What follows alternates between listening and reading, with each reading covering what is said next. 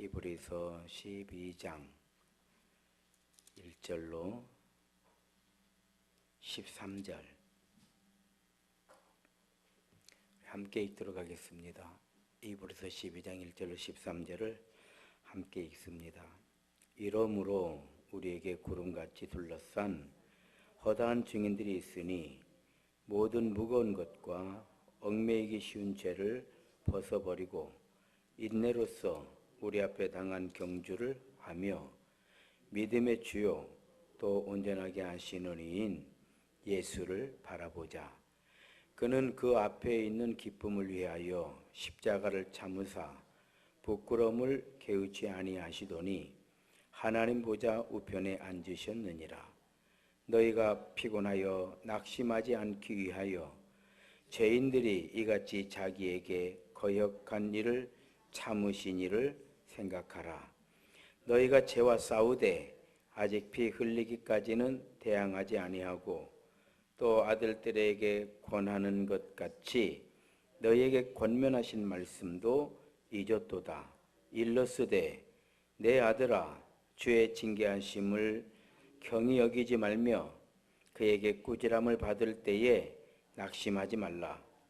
주께서 그 사랑하시는 자를 징계하시고 그가 받아들이시는 아들마다 채찍질 하심이라 하였으니 너희가 참음은 징계를 받기 위함이라. 하나님이 아들들과 같이 너희를 대우하시나니 어찌 아버지가 징계하지 않는 아들이 있으리요. 징계는 다 받는 것이거늘 너희에게 없으면 사생자요 친아들이 아니니라. 또 우리 육신의 아버지가 우리를 징계하여도 공경하였거든 하물며 모든 영의 아버지께 더욱 복종하며 살려 하지 않겠느냐. 그들은 잠시 자기의 뜻대로 우리를 징계하였거니와 오직 하나님은 우리의 유익을 위하여 그의 거룩하심에 참여하게 하시느니라. 무릇 징계가 당시에는 즐거워 보이지 않고 슬퍼 보이나 후에 그로 말미암아 연단받은 자들은 의와 평강의 열매를 맺느니라. 그러므로 피곤한 손과 연약한 무릎을 일으켜 세우고 너희 발을 위하여 곧은 길을 만들어 저는 다리로 하여금 어그러지지 않고 고침을 받게 하라. 아멘. 할렐루야. 서로 인사합시다. 주의 이름으로 사랑합니다. 한 번 더 인사합시다. 은혜를 충만하게 받읍시다. 행복한 예배입니다. 할렐루야. 사실 이렇게 성경을 또박또박 한 번 읽고 두 번 읽으면 사실 굳이 설교 안 해도 되는 본문 말씀들이 많은데요. 오늘 본문 말씀도 두 번, 세 번 이렇게 읽어보시면 크게 어렵지 않은 그런 말씀이고요. 또 우리가 이렇게 읽어보면 그렇구나 충분히 공감되고요.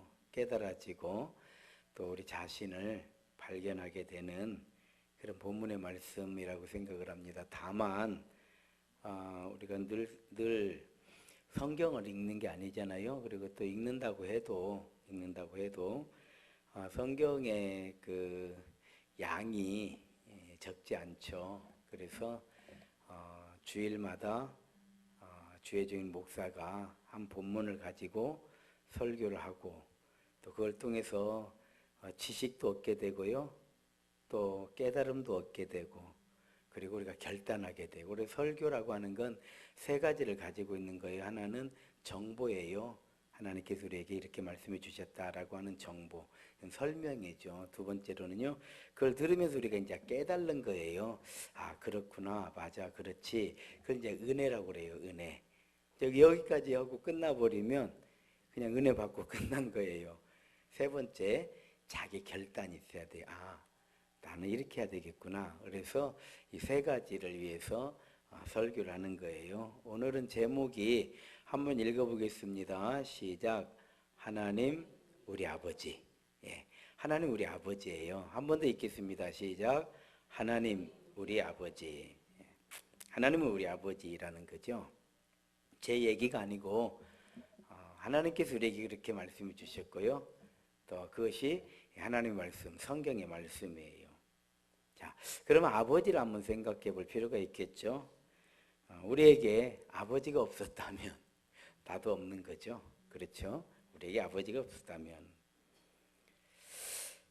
또 우리에게 아버지란 어떤 분이신가? 나의 뿌리죠. 가장 기본적으로는 나의 뿌리고요. 나를 이만큼 양육해 주신 분이죠. 그렇잖아요. 여기서 아버지라고 하는 거 뭐 부모님이라고 보시면 될 거예요. 예. 또 아버지는 나를 자기 자신보다, 자신의 생명보다 더 사랑하시는 분. 아버지는 그렇죠. 일반적으로 그래요. 또 자신의 모든 것을 나에게 주시는 것을 기뻐하시는 분. 기뻐하시는 분. 더 중요한 거는 아버지는 자식을 알아요. 사실 거의 되게 알죠.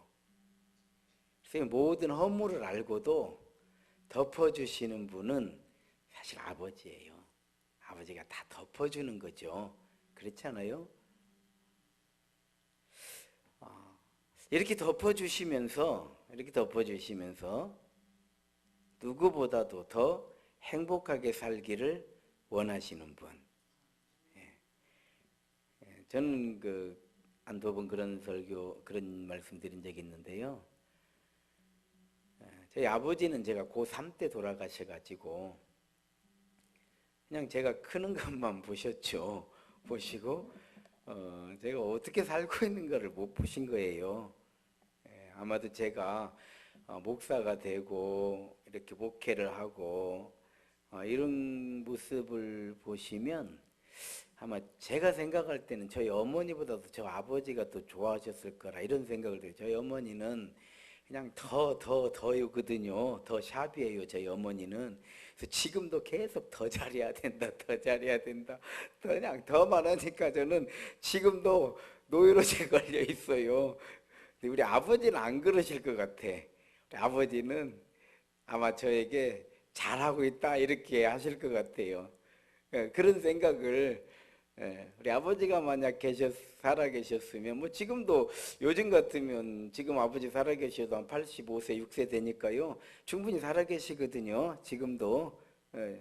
그랬으면 아마 좋아하셨을 것 같아요.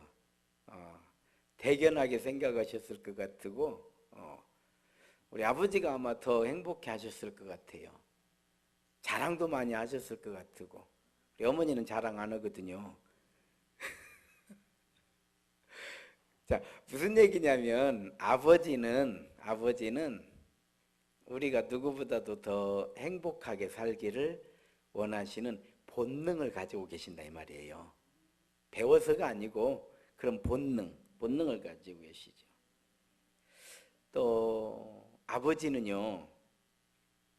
그것이 무엇이든지 자식이 원하는 것은 정말 다 들어주고 싶은 또 그런 마음을 가지고 있어요. 저는 우리 신학생 때 결혼을 해가지고 신학생 때 결혼을 하다 보니까 뭐 참 어렵죠. 그렇잖아요. 돈을 버는 것도 아니고 그런데 이제 애들이 태어나잖아요. 우리 아들이 이렇게 태어났는데 제가 이제 서울로 대학으로 저희 아들이 이제 한 조금 컸을 때 서울로 대학원을 다니는 거예요. 그럼 월요일 날 시골에서 단독 목회를 하면서 월요일 날 아침에 6시 40분 그 고속버스가 있더라고요. 익산 터미널에서. 그걸 타고 가면 첫 교시가 아슬아슬하게 들어가요. 새벽 예배 드리고 첫 차를 타고 이제 서울 가가지고 금요일 날 내려오는 거예요. 한 주간 이제 대학원 공부를 하고 금요일 날 이렇게 내려오는데 내려오면 이제 또 동서울 터미널에서 역시 또 고속버스를 타고 내려오는데 그럼 이제 버스를 타려면 이제 지하상가를 가잖아요. 지하상가를 가면 그 당시에 리모컨으로 자동차 이렇게 움직이는 게 있는데 그렇게 그게 사다 주고 싶은 거예요. 한창 막 그런 거 가지고 놀 때였거든요. 그렇게 그걸 사다 주고 싶은데 돈이 있어야지.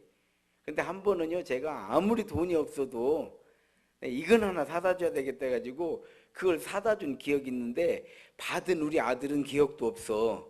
나는 어떻게 어렵게 그걸 사다 줘가지고 지금도 그 자동차 리모컨을 이렇게 움직이는 이게 내가 사다 준 기억이 엊그제 같아요. 너무 또렷해요. 뭘 말씀드리려고 하냐면 그게 아버지의 마음이었던 거죠. 그래서 아버지들은 웬만하면 어머니들은 가정 경제도 생각하고 이런 거 저런 거 다 생각해서 이 전략도 하고 안 된다고 하기도 하고 그러는데 아버지들은 좀 무대책이잖아요. 그냥 사줘 막 이러잖아요. 좀 대책이 없잖아요. 아버지들이. 예, 그냥 아버지 마음인 거예요. 아버지 마음. 그래서 무엇이든지 다 들어주고 싶으시고 그래서 아버지는 무서운 것 같지만 사실은 속으로 더 뜨거운 사랑을 가지고 있는 거죠. 더 뜨겁죠. 예.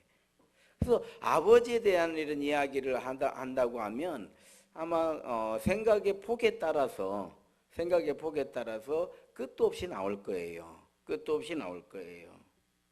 왜 이 말씀드리냐면 예수님은 하나님을 우리 아버지라고 그러셨어요. 우리 아버지. 요한복음 4장 23절. 요한복음 4장 23절을 한번 읽겠습니다. 시작. 아버지께 참되게 예배하는 자들은 영과 진리로 예배할 때가 오나니 곧 이때라. 아버지께서는 자기에게 이렇게 예배하는 자들을 찾으시느니라. 자, 뭐라고 그래요? 그럼 막 하나님 계시는가? 뭐 하나님 또 이게 또 주일날 빠지면 또 하나님께서 또 이렇게 하실라나 저렇게 하실라나? 하나님이라고 할 때 어쩐지 정말 그렇죠.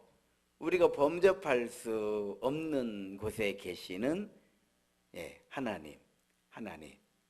그런데요, 예수님께서는 아버지라는 거예요. 아버지. 그래서 우리가 행복한 예배입니다라고 하는 게 하나님 막 용서해 주십시오. 하나님 나 잘못한 거 있는데 이거 다 하나님 다 알으실란가 뭐 어쩔 이런 하나님 이렇게 생각할 수도 있지만 하나님은 우리 아버지. 그러니까 나의 허물을 다 알아요. 아버지는 왜 몰라요? 아버지가 알지. 다 알아요. 알지만 다 덮어버려요. 다 덮어. 어디 가서 자식 허물 얘기 안 해요. 안 하잖아요. 아이고 우리 아들은 그냥 형편없어. 아이고 우리 아들만 보면 그냥 속 터져. 이렇게 하지 않아요. 이렇게 하지 않아요. 다 덮어버리는 거예요. 선지자 이사야도 하나님은 우리 아버지라고 그랬어요. 이사야 43장 6절 한번 읽겠습니다. 시작. 내가 북쪽에서 이르기를 내놓으라. 남쪽에게 이르기를 가두어 두지 말라. 내 아들들을 먼 곳에서 이끌며 내 딸들을 땅끝에서 오게 하며. 에레미야 선지자도 하나님을 우리 아버지라고 그랬어요. 에레미야 31장 20절 한번 읽겠습니다. 에브라임은 나의 사랑하는 아들, 기뻐하는 자식이 아니냐. 내가 그를 책망하여 말할 때마다 깊이 생각하노라. 그러므로 그를 위하여 내 창자가 들끓으니 내가 반드시 그를 불쌍히 여기리라. 여호와의 말씀이니라. 이 하나님의 백성들이 나라가 망하고 포로로 끌려가고 하나님의 창자가 들끓는다 그래요. 반드시 돌아오게 한다는 게 왜? 내 아들인데. 에레미야 선지자 눈물의 선지자잖아요. 정말 나라가 망하는 걸 망할 줄 알고 망하는 현장을 똑똑히 본 선지자가 에레미야였잖아요. 그래서 에레미야가 이렇게 설교를 하는 거예요. 그래서 이 백성들이 그 어려울 때에 에레미야의 설교를 듣고 얼마나 위로를 받고, 위로만이 아니고요, 소망을 갖게 된 거예요. 그래서 나중에 예레미야는 그렇게 70년 후에 돌아오리라. 뭐 근거도 없어요. 뭔 재주로 우리가 70년 만에, 그런데요 70년 후에 돌아오는 거예요. 그래서 그 찬양이 나오는 거예요. 하나님께서 대사를 행하셨, 큰 일을 행하셨을 때 우리는 꿈꾸는 것 같았도다. 눈물을 흘리며 씨를 뿌리는 자는 기쁨으로 그 단을 가지고 돌아오리로다. 이런 찬양을 드렸던 거죠. 에레미야가 이제 탄식하면서 그 기도를 하는 거예요. 그게 에레미야 애가인데요. 5장 3절 한번 읽겠습니다. 시작. 우리는 아버지 없는 고아들이오며, 예, 우리의 어머니는 과부들 같으니. 정말 아버지가 없는 것 같아요. 아버지가 없는 것 같아. 근데 사실은 아버지가 계시죠. 그래서 바사라고 하는 그 나라에서도 다니엘이 활동을 하고 있었고요. 그렇잖아요. 그런가 하면은 에스더, 에스겔, 느헤미야, 많은 하나님의 종들이 그 백성들을 영적으로 리드하고 있는 거예요. 리드하고 있는 거예요. 그래서 우리는 고아와 같지만 사실 고아가 아니에요. 고아가 아니에요. 선지자 호세아도 아버지라고 그랬어요. 호세아 1장 10절 한번 읽습니다. 그러나 이스라엘 자손의 수가 바닷가에 모래같이 되어서 헤아릴 수도 없고 셀 수도 없을 것이며, 전에 그들에게 이르기를 너희는 내 백성이 아니라 한 그곳에서 그들에게 이르기를 너희는 살아계신 하나님의 아들들이라 할 것이라. 할렐루야. 이렇게 성경은 사실 하나님을 아버지라고 그러는 거예요. 아버지라고 하는 거예요. 말라기 선지자도 하나님 아버지라고 그랬어요. 한번 봅시다. 시작. 내 이름을 멸시하는 제사장들아, 나 만군의 여호와가 너희에게 이르기를 아들은 그 아버지를, 좋은 그 주인을 공경하나니 내가 아버지일진데 나를 공경함이 어디 있느냐? 내가 주인일진데 나를 두려워함이 어디 있느냐 하나, 너희는 이르기를 우리가 어떻게 주의 이름을 멸시하였나이까 하는도다. 내가 아버지인데, 그래도 아버지는 공경해야 되잖아요. 공경함이 어디 있느냐. 이렇게 말라기 선지자도 하나님을 아버지다 그랬어요. 자, 말라기 3장 17절도 한번 읽겠습니다. 시작. 만군의 여호와가 이르노라. 나는 내가 정한 날에 그들을 나의 특별한 소유로 삼을 것이요, 또 사람이 자기를 섬기는 아들을 아낀같이 내가 그들을 아끼리니. 신약 성경을 한번 볼까요? 신약 성경 사도행전 13장 33절 시작. 곧 하나님이 예수를 일으키사 우리 자녀들에게 이 약속을 이루게 하셨다 함이라. 시편 둘째 편에 기록한 바와 같이 너는 내 아들이라. 오늘 너를 낳았다 하셨고. 굉장히 정확해요. 분명하고요. 분명하고. 우리가 그냥 하나님 아버지 그렇게 부르는 게 아니고 하나님께서 우리를 아들이라고 하셨기에 우리는 아버지라고 부르는 거예요. 로마서 8장 14절도 한번 읽겠습니다. 시작. 무릇 하나님의 영으로 인도함을 받는 사람은 곧 하나님의 아들이라. 할렐루야. 로마서 9장 26절도 한번 읽겠습니다. 시작. 너희는 내 백성이 아니라 한 그곳에서 그들이 살아계신 하나님의 아들이라 일컬음을 받으리라 함과 같으니라. 호세아서를 인용한 거예요. 호세아서를. 그 다음에 갈라디아서 3장 26절도 한번 읽겠습니다. 너희가 다 믿음으로 말미암아 그리스도 예수 안에서 하나님의 아들이 되었으니. 에베소서 1장 5절입니다. 그 기쁘신 뜻대로 우리를 예정하사 예수 그리스도로 말미암아 자기의 아들들이 되게 하셨으니. 할렐루야.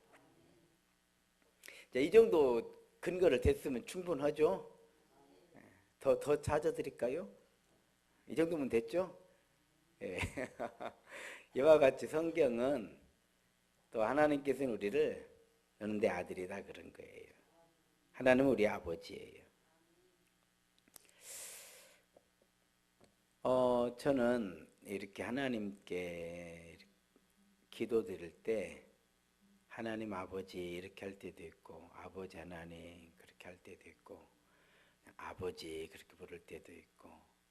그런데요, 반드시 아버지를 그냥 저는 개인적으로 하나님 이렇게 잘 안 해요. 거의 하나님 아버지, 꼭 아버지라고 습관적으로 그렇게 해요. 습관적으로 그렇게 하는데 아버지 이렇게 부를 때 거기에 다 담아져 있어요. 거기에. 그래서 아버지가 아시죠? 이렇게 하면 정말 그렇죠. 하나님 아버지가 나를 어쩔 때에는 힘써 가라 이렇게 하시는 것 같기도 하고, 어쩔 때는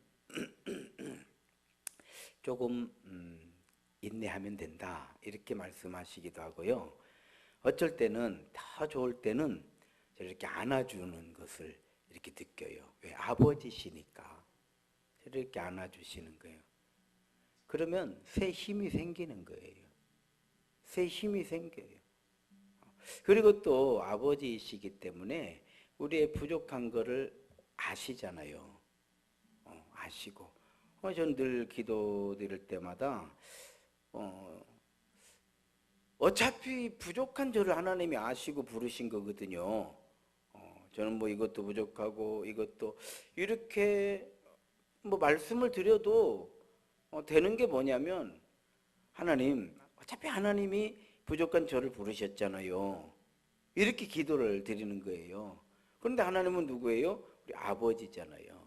아버지. 그럼 뭔 얘기를 해도 무슨 말씀을 드려도 어떤 허물을 내놔도 저도 이제 아버지잖아요. 아들의 아버지, 딸의 아버지. 늘 제가 우리 아이들 커가는 과정에서 제가 이렇게 우리 저희 자녀들한테 계속 했던 이야기가 있어요. 무슨 이야기냐면 혹시라도 큰 사건 사고가 터지면 제일 먼저 아버지한테 얘기를 해야 된다. 아버지를 무서워하면 안 된다. 뭐 우리가 살다 보면은 큰 어떤 사고가 날 수 있잖아요. 그런데 아버지를 무서워하면 친구들한테 연락을 하더라고, 내가 보니까. 근데 친구는 해결책이 없거든요. 그래서 저희 아들에게는 늘 뭔 일이 있으면 꼭 그것이 무슨 일이든 책망받을 일이 됐든 어떤 일이 됐든 제일 먼저 아버지한테 얘기를 해야 된다. 너를 정말 도와줄 수 있는 사람은 하늘에 계신 하나님 아버지, 이 땅에서는 육신의 아버지다. 그러니까 꼭 아버지한테 제일 먼저 이야기를 해야 된다. 이 교육을 많이 시켰어요. 저는요. 많이 시켰는데 저희 아들이 교통사고를 한번 낸 적이 있었거든요. 제일 먼저 저한테 전화했더라고. 제일 먼저. 아버지, 저 사고 났어요. 야, 제가 그 아들이 너무 고마웠어요. 이게 사고 난 게 문제가, 어쩌다가 뭐 똑바로 하지 뭐든지 이게 아니고요. 알았어. 너는 괜찮냐? 이렇게 나오는 게 아버지예요. 어디냐? 알았다. 아버지가 간다. 이러는 거죠. 또 똑바로 안 오고 뭐 이렇게는 거의 안 하거든요. 안 하고 계속해서 혹시라도 트라우마가 생길까 뭐 할까 계속, 그리고 계속해서 잘했다, 아버지한테 전화해야지. 그러니까 그 뒤로는 무슨 일 있으면 항상 먼저 아버지한테 전화해요. 노는 건 친구들하고 놀고 그렇잖아요. 아버지하고 노는 건 아니잖아요. 노는 건 친구들하고 놀고 뭐 좋은 일 있으면 친구들하고 다 나누고, 결국 아버지 찾을 때는 언제예요? 그렇죠. 예, 필요할 때만 아버지를 찾거든요. 그래도 그게 아버지인 거지. 너는 필요할 때만 아버지 찾고, 뭐 돈 좀 생기고 돈 쓸 일 있으면 순전히 친구들하고 가서 다 써버리고, 넌 아버지한테 뭐 하나 써주는 거 없고, 이렇게 하지 않거든요. 이렇게 하지 않아요. 하나님 우리 아버지시죠. 아버지는 사랑이에요. 그런데 아버지는 사랑이시기 때문에 우리는 아버지로부터 무조건 받기만 할 것인가? 그렇지 않죠. 우리 아버지도 나도 아버지지만 원하는 것이 있기 마련이죠. 나를 위한 것이든 아들을 위한 것이든. 그래서 아버지도 우리에게 말씀하시는 거예요. 말씀하시는 거예요. 우리의 신앙생활은 아버지 앞에서, 아버지를 위해서, 아버지 은혜로, 이게 신앙관이에요. 우리가 신앙생활 하면서 왜 이런 고난이, 왜 이런 일이, 하나님은 나를 사랑하신다면서 왜 이러시지? 하나님 계신가? 하나님 안 계신가? 그렇지 않죠. 그래서 바울은 우리에게 이 이야기를 해주고 싶었던 거예요. 징계라고 하는 것은 고난을 말하는 거잖아요. 우리의 유익을 위해서라는 거예요. 그래서 가정을 비유로 설명해 주시는 거예요. 우리가 쉽게 이해할 수 있도록, 쉽게 이해할 수 있도록. 저도 이렇게 뭐 다 똑같아요. 다 마찬가지. 그러니까 제가 얘기를 하는 거예요. 보면은 많이 안 되는데 막 하겠다고 하는 때가 있더라고요. 그러면 안 되는데 이렇게 두 번, 세 번 얘기를 해. 야, 이거 안 돼 이렇게 얘기하면, 아버지 그래도 한번 해보면 어때요? 한번 해보면 어때요? 자꾸 이렇게 얘기를 하더라고요. 그때 제가 무슨 생각을 했냐면, 그래, 어차피 인생은 자기 인생이니까 내가 생각할 때는 이게 안 되니까 다르게 가면 좋겠지만, 다르게 가면 나중에 꼭 그걸 후회를 해요. 아, 그때 그 아버지가 말교도 한번 해봤어야 되는데 해가지고 나중에 돌아오면 더 늦어버려. 그렇잖아요. 그래서 그래, 해봐. 네가 경험을 해봐라. 하다 보니까 안 되거든요. 아버지, 저는 이제 기다리고 있는 거예요. 지금쯤 이게 힘들다 소리가 나올 텐데 왜 안 나온다. 아니나 다를까 얼굴빛이 살살 달라져. 그래서 나중에, 아버지 저 이거 안 하면 안 돼요? 왜 안 돼? 안 하면 되지. 안 하면 되지. 예, 경험하라는 거지. 그러나 절대 안 되는 것들도 있어요. 이건 안 돼. 이건 안 돼. 이런 것도 있어요. 그런 거 경험시켜 주는 것들은, 그래, 뭐 조금 경험할 필요가 있겠지. 경험하고 나니까 이제 자기가 하는 어떤 일에 대해서 폭도 넓어지게 되고, 더 소중하게 생각하게도 되고, 경험이 유익이 되는 거죠. 그러나 안 되는 것도 있어요. 절대 안 되는 거. 저희 아이들이 절대 이건 안 돼. 이건 뭐 이유 없어. 딱 자르는 게 있어요. 오늘 말씀의 결론이에요. 우리가 하나님을 아버지로 믿는 믿음이 있을 때 우리는 징계, 고난, 이해되지 않는 그 어떤 상황이 상처가 되면 안 된다는 거예요. 우리가 아버지한테 책망을 받아도 그것이 막 상처되는 건 아니잖아요. 이 말씀을 해주시는 거죠. 이게 상처가 돼서도 안 되고요. 불신앙이 돼서도 안 돼요. 이게 아버지 계시는 거야 아닌 거야? 이게 우리 아버지 맞아? 이거 혹시 나 주워온 거 아니야? 이렇게 해서 안 된다는, 그렇게 생각하면 안 된다는 거죠. 좌절이나 낙심이 돼서도 안 돼요. 오히려 우리는 하나님의 뜻이 있으리라. 이게 아버지, 하나님 우리 아버지시다. 이게 왜 이렇게 중요하냐면 우리가 살면서 어떤 고난과 역경에 처해 있을 때 그걸로 인해서 상처가 되거나 좌절이 되거나 낙심이 되거나 불신앙으로 연결돼서는 안 된다는 거예요. 하나님 계신, 하나님 안 계신 거 아니야? 나 그냥 이런 하나님은 안 믿을래. 나 이런 하나님 다 싫어. 이렇게 가면 곤란하다는 거예요. 육신의 아버지도 우리를 징계하시지 않느냐? 왜 징계하시느냐? 아버지가 화풀이 하는 거냐? 그렇지 않지 않느냐? 자식을 위해서 안 되는 건 안 돼. 이렇게 하시는 거죠. 하시는 거죠. 그래서 우리는 오히려 하나님의 뜻이 있으리라. 그래, 아버지가 이렇게 하실 때에는 아버지가 생각하는 뭐가 있으시겠지, 이렇게 생각하라는 거죠. 왜 이게 중요하느냐? 이것이 바로 믿음에서 믿음으로 나를 인도하는 하나님의 영이신 성령의 역사인 거예요. 자, 여기에도 하나님의 뜻이 계시리라. 하나님, 내가 지금 다 모르지만 내가 연단받은 후에 천금같이 나오게 하실 줄로 믿습니다. 이게 바로 성령의 역사하심인 거예요, 우리 안에서. 그래서 믿음에서 믿음으로 가는 우리의 모습인 거죠. 그러므로 하나님을 아버지로 부름을 받은 성도들은 모든 상황 속에서 하나님의 뜻을 찾으려는 자세, 모든 상황 속에서 여기 하나님께서 왜 이런 일을 나에게 주셨을까?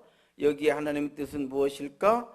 이게 이런 자세, 이것이 바로 믿음의 지혜이고 이것이 바로 믿음의 성숙함이고 진정한 믿음이라고 할 수 있는 거죠.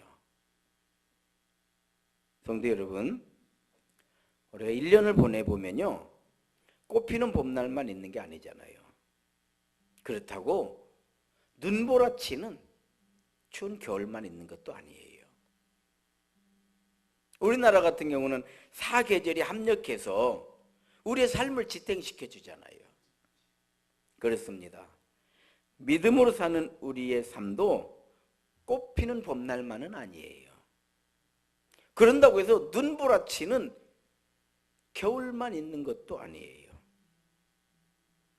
때로는 감사하고 희망이 있고 소망이 넘치지만 때로는 불편할 때도 있는 거죠. 걱정도 되죠. 고난도 있기 마련인 거예요. 고난도 있기 마련인 거예요. 그럴 때마다 하나님의 선하시고 기뻐하시고 온전하신 뜻이 무엇인지를 분별하려고 할 때 우리는 믿음으로 자녀의 권세를 누리게 되는 줄로 믿습니다. 뿐만 아니라 하나님의 영광을 우리는 그렇게 올려드리게 되고 결국 하나님의 은혜를 힘입어 사는 믿음으로 승리하는 믿음의 복된 성도들이 될 줄로 믿습니다. 기도하겠습니다. 하나님 은혜 감사드립니다. 하나님은 우리 아버지라고 하셨습니다. 오늘 내가 너를 낳았도다. 그러게 때로는 우리가 아버지로부터 징계를 받을 때도 있고 고난 가운데 처할 때도 있지만 결국 우리를 다시 건지시고 회복시키시고 살리시고 복을 주시는 분은 아버지 여호와 하나님이신 줄로 믿습니다. 우리 세임 성도들이 이런 믿음 가지고 광야와 같은 세상에서 한평생 주만 바라보게 하여 주옵소서. 예수님 이름으로 기도 올리옵나이다.